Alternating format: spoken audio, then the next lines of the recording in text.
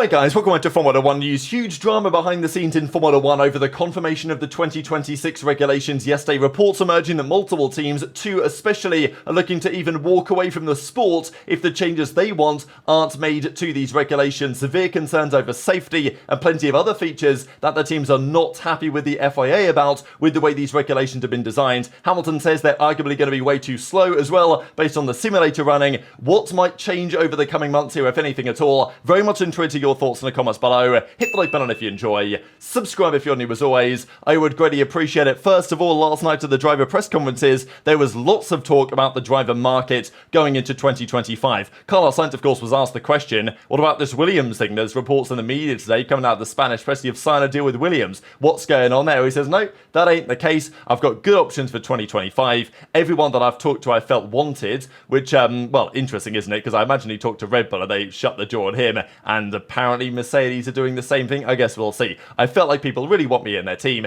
This makes me feel proud and positive about the future. He then was asked on Williams and says, look, the only thing I can tell you is that there's nothing locked in. I've seen reports of people saying that I've signed. He says, yep, a few months ago they said I was signing for Mercedes, then for Red Bull, then for Williams, and he says, yeah, it ain't happening basically. So we'll see. He's obviously not going to confirm anything. He doesn't mention Audi here either, but the belief is that it's between Williams, between Audi, between maybe even Alpine, but that seems like, yeah, I don't know if you want to do that. But while the Sainz to Williams thing still remains in my mind relatively likely, he says there's nothing locked in as it stands. Quickly on Sergio Perez as well, Helmut Marko actually gave some comment on exactly why they brought him back into the team, saying the following: we want to ensure continuity and both drivers got on really well. He's also incredibly popular in Latin America. We sell more of his merch there than the Verstappens, which is not just true in Latin America. I think it's true in America. I think it's true in much of South America. It might even be true in some European countries, that Perez is an extremely popular driver. And, well, I think Red Bull have been quite clear, really, that it's like, well, do I want the Constructors' Championship or do I want all the Checo merch sales? I think I'll sell more Checo hats, thank you very much, which is maybe the way that Red Bull are going to operate now. I also wonder how much power Helmut Marko still has, because then he says, and when he's on his game, he's almost unbeatable, which is, maybe that's true, but how often do we really see him on his game? Probably not as often as he would probably like to see. He also confirms that Yuki Tsunoda is going to be staying, which is, well, a confirmation from RB's side that Tsunoda will stay. But of course, they've not promoted Yuki. It's so rare for this Red Bull team to have a driver for like the 5th season in the same car in their junior team, but Tsunoda is effectively like the final boss of drivers. If they want to make it to Red Bull, they've got to get past Yuki, but they won't promote Yuki himself. Liam is there, of course. Lawson at every race are in close contact. There's a clause with Lawson. If we don't offer him an active seat, he is free for other teams, which seems like Marko saying to me, I would love to get rid of Ricciardo and put Liam Lawson in the team, but obviously Christian Horner doesn't want to do that. And he says Tsunoda is set to stay. That is clear. And if you're Yuki, what do you do? Because Red Bull clearly don't want you. You're probably never getting promoted to Red Bull Racing itself. So you might think, all right, let me just leave, go to Haas or something, and try and, you know, make a pass to Ferrari or whatever the case is. Then again, though, is RB the best seat that Yuki will get in Formula 1 right now? Probably yes. I mean, they're basically the 5th fastest team. They can score points every weekend. They're faster than Aston Martin right now. So would Yuki decide to leave? Especially if there isn't a better option out there? Probably not. So maybe he will stay. Esteban Ocon as well was asked on the Alpine drama and said, we together decided not to continue.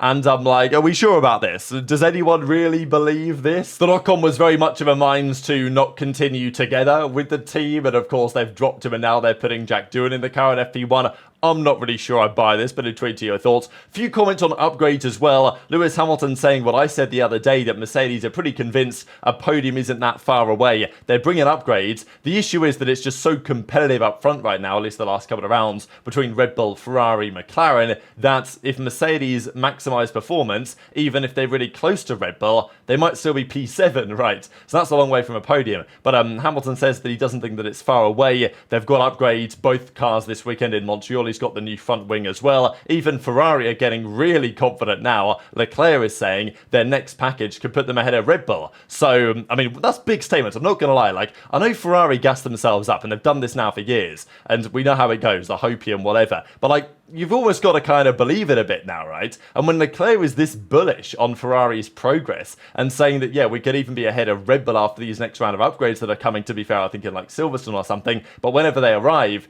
that's like, wow, big fighting talk here from Leclerc. And I hope that with Leclerc, after winning the Monaco Grand Prix, in the same way that Norris, after winning a Grand Prix in Miami, that, you know, monkey off their back, they'll kind of kick on to some degree, right? And become even stronger drivers than they already were. And also, Lando Norris is saying that he expects Ferrari to be really good here. I think Norris even said that he thinks Ferrari might be the favourites this weekend, which is like, wow, I mean, you know, what world are we living in? To be fair, Helmut Marko said the same thing, I think, about Ferrari back in Monaco, and they delivered on that promise. And as Norris says, we might have our work cut out for us in Canada. Our competitors are going to be strong, and I think he certainly implied Ferrari are potentially going to be the stronger. And even Red Bull are saying Ferrari are better on these curbs, also in terms of top speed. The fact is, we're not going into Canada as favourites, which is the first time in a while that Red Bull can even say this, whether you agree or not, because every team wants to say, oh, we're not favourites. You know, Mercedes love doing this. They're like, oh no, this track, it's going to catch us out and all this, and then Hamilton would win. But, and probably Verstappen will still win. I'm still yet to be convinced that what we've said over the last few rounds is the end of what we've seen for the last couple of years. But, and then Helmut Marko even says, if the rain comes, which I'm pretty sure that it will, the max factor will return. So effectively their strategy is now a set of intermediate tyres and Max Verstappen. That is their race winning strategy apparently here for Red Bull, because the car, it seems, isn't quite in the position that they want it to be. This, however, is the resurfacing of the Montreal track, and you guys can see it's pretty damn smooth, right? So, well, I mean, it's tough to say from all the angles, isn't it, really? But just some of these screenshots do look like a pretty smooth bit of curbing and a bit of track itself with the new repaved asphalt. That should be better for Red Bull, but of course it's probably going to rain, and therefore it's not going to be so bumpy limited. It's more how much grip can you carry over the curbs limited, and how can you get your intermediate tyres fired up limited, because if that is a problem that Red Bull have, and even Ferrari may have that problem, then who knows what's going to happen. I think if it rains this weekend, I'm keeping a real close eye on Lando Norris, but we will see how that goes. Let's talk about the 2026 engine regulations though. Well, actually the car regulations themselves. We've known the engine regs for some time. It's the aero regs that were confirmed publicly yesterday, reducing the weight by 30 kilograms, making the car somewhat smaller. We talked all about it. The big drama though is on the active aerodynamics and the X and the Z loading modes, and exactly what that is going to mean. Because there have been some reports and rumours emerging that many of these teams are deeply dissatisfied with active aero in general, not just because of the complications it raises, but also in terms of the safety that it potentially causes, not just to their car, to the drivers, but also in terms of the cost cap if damage occurs. How do you replace this stuff? There's loads of complications that I think the teams would probably rather avoid. The reality is, as far as I'm concerned, that Formula One has pushed themselves into this corner by really ramping up the hybrid side of the engines, because the reality is the hybrids, being such a massive part of the engine power, they run out of energy, right? Obviously, they're going to run out of energy. And that means the cars need to be really low drag. And to achieve that, active aero is effectively like a necessity. I will say, though, these cars do remind me of a bigger version of some of the mid-2000s cars. I mean, we've got some beautiful cars. This is probably, I know I grew up in this era pretty much, but like these are my favourite era of cars. From this like mid to kind of like late 2000s. And if you look at the rear wings, if you look at the front wings, there are definitely some similarities here between these regulations and what we are going to be having in 2026. And I'm sure they've been inspired by that to some degree, but of course the cars are still bigger and heavier and less agile than they were back then. You know, here's a few more shots just because I couldn't help myself of some of these cars back in the day, and obviously people have been talking about it, I think for very good reason. Is it going to magically return us to those days and those beautiful liveries? And hopefully the cars are colourful as well, which is going to be a main thing that apparently Formula One also wants to achieve going into 2026. But the drivers are not convinced by these regulations. They see some positives, understandably, but there are also some negatives. Max says maybe you need some bananas, some extra fuel, because they ain't going to have enough power that they need to keep going down the straights. Fernando Alonso even says that he reckons it's impossible to make these cars lighter, because the engine itself, the hybrid unit now, is going from 150 horsepower to 500 horsepower, with the ICE going down.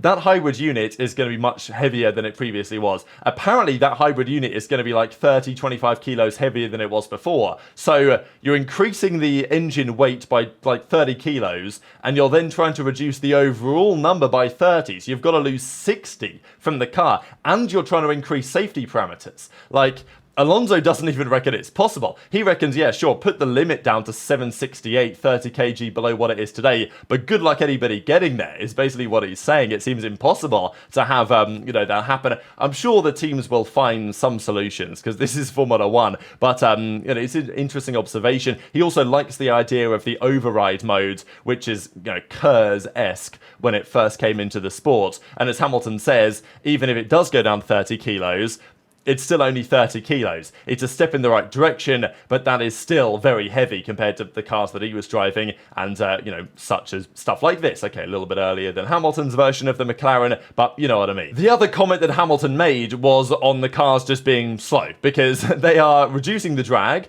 but they are also reducing the downforce. The floors are going to generate far less downforce than before, which means, which is probably a good thing, the cars no longer have to ride so stiff in the suspension, so low to the ground. That is less of a priority. But he says drivers who drove it on the simulator say that it is slow. I've spoken to some drivers on the sim, and they say it's pretty slow, so we'll see if it's the right direction or not. But in terms of sustainability, particularly on the power unit side, it's a bold step. It's going in the right direction. We've got to make sure the cars are efficient, fast, and a step forward, and that racing is improved. Because, let's say these cars with 30% less downforce are, 8 seconds a lap slower, 10 seconds a lap slower. They might genuinely be on current F2 pace. It might look embarrassing. I'm not gonna lie, it could look embarrassing. But then again, if the racing is better, if we get, and this is always the argument, isn't it? Okay, the cars are slower, fine, as long as they're actually racing each other. But obviously what you don't want is the worst of both worlds, where they don't race each other and they look slow. Then you're let's just go back to 2020, 2021, when at least the cars were absolutely stunning and insanely rapid. But the big drama here is coming out of Dr. Obb. So this guy knows a thing or two, and he knows a fair few people working behind the scenes in Formula 1. He's leaked a few things over the last couple of months which have turned out to be true.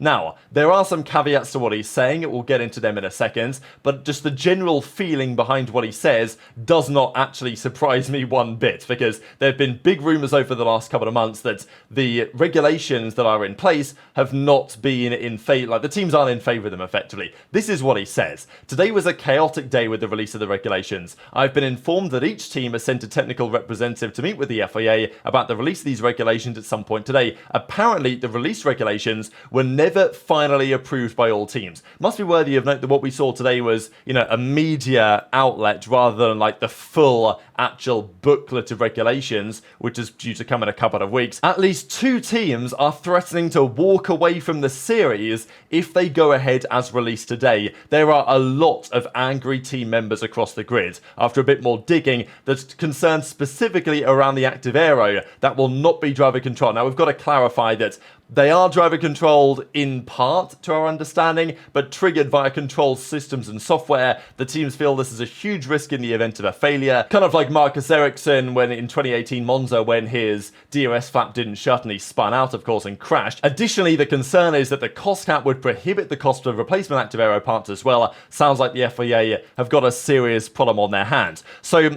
as it's worth clarifying in the replies, that the teams are just generally very vocal that active aerodynamics is a non-starter apparently for many teams. But the teams can say what they want. The FIA has made the decision. Active aero is happening. The front and rear wings will be movable. If you aren't sure exactly what that looks like, have a look at this graphic right here, where we see the rear wing active aerodynamics moving actually rather significantly here from the downforce position to the top speed position, and we see the same thing occur as well in the front wing. And apparently some teams are vehemently against this, but it's happening. The FIA have made the decision. This is what it's going to be like, even though multiple teams are not happy about it at all. That's the rear wing. This is the front wing version, where you can see the low downforce version of the front wing and the high downforce version of the front wing right about here. Now, this is going to be changed, obviously mechanically, but by the driver pressing a button, or potentially not. That's the other piece of the puzzle. So in the video and in the press release that was done by the FIA, they said that this is driver controlled, but it's a little bit less clear than that, because as Dr. Rob says, the driver does initiate the X mode with a push button. X mode is the high top speed version, I think, and Z mode is the high downforce version. The driver does initiate this, but the control system opens the flaps and then automatically closes it at the end of the straight. So like if you press the brake, your DRS flap will close. Kind of the same idea here. There is driver initiation for open, but no driver control for close. That is the concern. What happens if something fails and it won't close? What is the safety override? Going on to say that DRS flaps, this is actually kind of interesting, that currently in DRS, the actuator holds it open, but if the actuator fails, it will in 99.9% of cases automatically close just because of the drag. But on the active aerodynamic side, especially because the X mode is so severe in the change of the rear wing, it effectively is making that wing completely neutral. So if the actuator fails, there's no way to get it back into position. Like, the natural drag on the car won't do it. So that's a problem. There's no self-closing drag force. That is the missing override that I'm told is sparking concern, he says. There's also discussion that apparently it's going to activate automatically on the straights rather than the driver pressing the buttons. I also do wonder, right? Like, let's say you're going up Raidillon at Spa. What do you use as a driver? Do you use the higher downforce or the lower downforce version? Do you take the risk of carrying all the extra speed? Or as you come down towards Eau Rouge and Raidillon, do you then make the change then and then you change it back at the top of Raidillon every single lap all of the time, between corners all of the time? Or what about the tunnel in Monaco? Do you use the top speed version or the downforce version? What do you do? Does the driver even get the choice? Does the car do it automatically? You know, what if it doesn't close going up Raidillon? Are you going to crash out? Like, there's lots of concerns with this active aero stuff. The reality is that they've had to do this because of the hybrid technology. And this is basically what Dr. Jobs goes on to say. The issue here that teams are worried about is the failure modes in the case of front or rear flaps fail. The shift in aero balance alone is going to be massive because it's such significant changes to the angle of the wing here. Of course, the Marcus Ericsson in Monza example. What I'm hearing is that there's a concern about how safe it is. The FIA is stuck in a bad spot. They've agreed with the major manufacturers to increase the level of hybrid technology to attract the manufacturers in, but that is creating implications on energy levels on the straights. So they have to make the active aero a thing to even make the cars go. They're just too draggy without it. And he then says, listen to what Adrian Newey had to say in his latest comments, and this is what Adrian Newey did have to say. The FIA appears to have been heavily influenced by one or two manufacturers. I wonder who those two might be. It might be attracting Audi in. It might be appealing to Mercedes, whatever you want to think. Hoping to appease those, also to attract others. The reality is that manufacturers come and go, with the exception of Ferrari. So basically the idea is from Newey here, this is not a good idea what they are doing. The regulations are not as good as they could be because they're having to appease the hybrid manufacturers. Therefore, there are problems. The fact that he mentions Ferrari like this as well is kind of interesting because he still said in the later part of this interview that, I think it might be paywall, but I think this tweet down below and in the replies you can find the article. Effectively, I think he said that, you know, he's still interested in Formula 1. Like, Formula 1 still gets him out of bed in the morning, right? And he's still excited about it and probably will come back to work in F1 as well, maybe at Ferrari. But he's not as happy with these regulations as he could be. There was one final clarification here from Dr. Obbs that, like, the video says that they will be driver controlled, or the statement from the video is that they will be driver controls. Now, there's some debate, really. It's being decided, maybe, whether they will be closed via brake pressure or via a driver button. But, you know, what if it fails?